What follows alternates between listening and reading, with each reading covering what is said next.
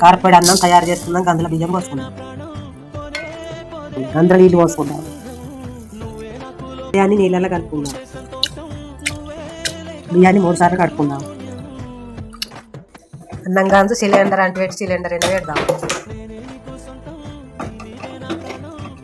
అన్నం మీద మూత పెట్టుకుందాం. ఎసరు అంపుకుందాం.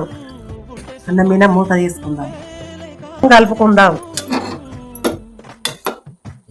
అన్నం అయింది. అన్నం దించుకుందాం. ప్లేట్లు వేసుకుందాం. కారపొడి తీసుకుందాం. అన్నంలో వేసుకుందాం.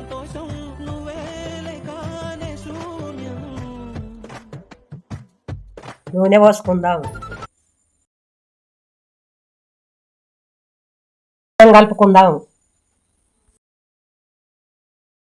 కారపొడి అన్నం అయింది. తిందాం రారి.